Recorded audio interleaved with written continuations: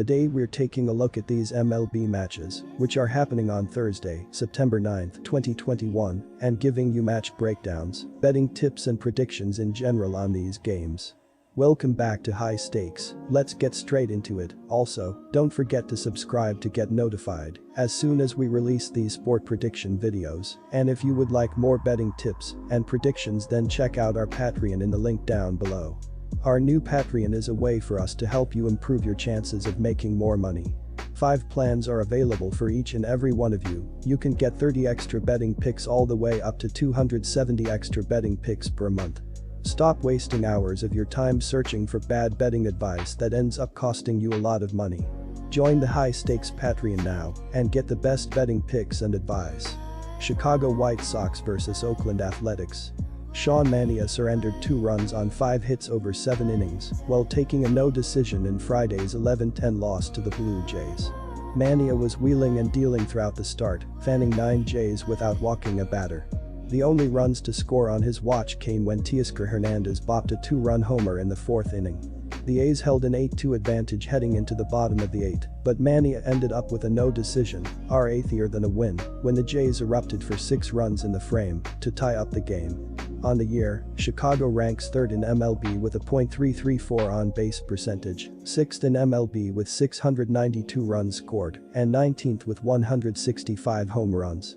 Jose Abreu leads the Sox with 28 home runs and 103 RBI on the season. Chicago is still playing without start shortstop Tim, who is out with a hamstring injury, and Eloy Jimenez is day-to-day after getting hit in the knee with a foul ball on Tuesday. My betting advice is to pick over Minnesota Twins vs Cleveland Indians. Granted, all of those games were against possible playoff contenders. That ship has pretty much sailed for an Indians team with a mediocre offense. The Twins haven't blown up the scoreboard in their last 2 games, but they don't have to when the pitching has been this good. Their rotation is throwing a 2.33 ERA in their last 3 outings. Cal Quantrill went 6 innings and gave up 7 hits, 2 walks, 5 earned runs, and struck out 6 in a loss in his last start against the Boston Red Sox. He has a record of 4-3 with a 3.15 ERA, 1.22 WHIP, and a 101/40th KBB ratio in 18 starts and 36 appearances this season. Opposing batters are hitting .241 against Quantrill. The Indians' pitching staff has been average this season. As a team, they are around the middle of the league in ERA, WHIP, runs allowed, walks allowed, strikeouts, and batting average against. They are bottom 10 in home runs allowed. Their pitching has been superb, and the fielders are stepping up and making plays. They have held the Tribe to a combined 2 runs in 3 games. That's a monumental feat for any team regardless of the opponent. Cleveland has been fairly average on offense this season. They are around the middle of the league in runs, home runs, RBIs, SLG, and OPS. The Indians are bottom 10 in hits, batting average, and OBP. Minnesota will be a tough team to beat in this series if they continue to deliver the defensive goods with Randy Dobnak slated to start at pitcher on Thursday. I wouldn't hold my breath considering he has allowed 5+ runs in 3 of his last 4 games. My betting advice is to pick over. Quick reminder, you can get 125% cashback bonus on your first deposit on our partner sportsbook BetUS after you open an account using our link down below and use our promo code HIGHSTAKES when making your deposit. New York Mets vs Miami Marlins. Jesus Luzardo yielded 3 runs in 5 innings Friday in a no decision versus the Phillies. He struck out 3 and walked 2 in the outing. In 2 career starts against the Marlins, Stroman is 0-0 with a 2.84 ERA.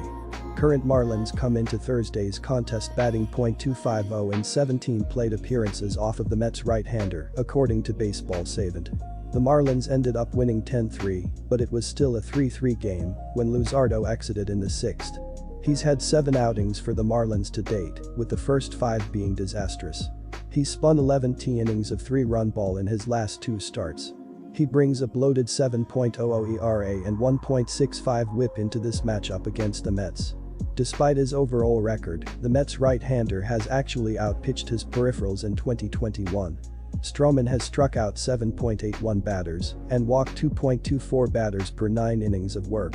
He's also thrown 62.5% of his first pitches for strikes, the second highest mark of his career.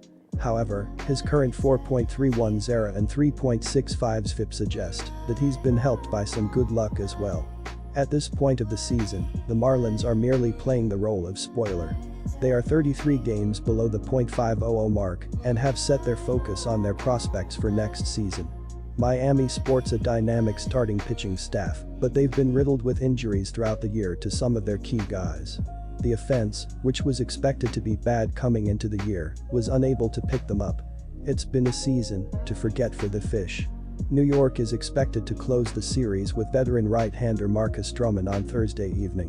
The Mets' right-hander has been among the team's most consistent arms down the stretch of the regular season.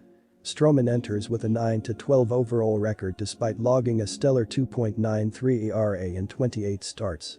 He has allowed 3 earned runs or fewer in 6 consecutive outings, but snapped a streak of 3 quality outings in his last appearance against the Washington Nationals. My betting advice is to pick under. Colorado Rockies vs Philadelphia Phillies. The Phillies have the 19th best team ERA at 4.44, the 16th best WHIP at 1.30, and Philadelphia pitching is allowing opposing hitters to average .245 at the plate. Right-hander Zach Wheeler is leading Philadelphia in victories with 12, strikeouts with 217, and ERA for starters at 2.91. Philadelphia left-hander Ranger Suarez will start on the mound for the Phillies. In 34 appearances this season, Suarez has started 7 games and is 6-4 with a 1.38 ERA and 72 strikeouts. Colorado opens a challenging 10-game road trip in this one. Most teams are better at home, which is especially the deal with the Rockies. They are one of the worst road teams in the Bigs, where they stand at 18-50 on the season. The Colorado Rockies are 13 games below .500, thanks in part to poor performances on the mound. Colorado has a team ERA of 4.82, which is 26th in baseball, and its 1.38 WHIP is just slightly better at 23rd. Rockies pitchers allow opposing hitters to average .258 at the plate, which is 26th in baseball. Right-hander German Marquez is leading Colorado in victories with 11 and strikeouts with 61. Getting the nod on Thursday for Colorado will be Antonio Senzatella, who is 4-9 with a 4.16 ERA and 90 strikeouts. The Phillies are playing with confidence and are targeting first place in the NL Central. They stand at 8-3 in their last 11 games entering Wednesday night. Phillies starter Ranger Suarez has been outstanding, limiting his opponent to a total of just 2 runs in his last 3 starts, spanning 17 innings. The Rockies are 3-7 in their last 10 games. My betting advice is to pick under. Good luck to all of you. That's it for this video. Stay tuned and stay safe for the next betting tips and advice.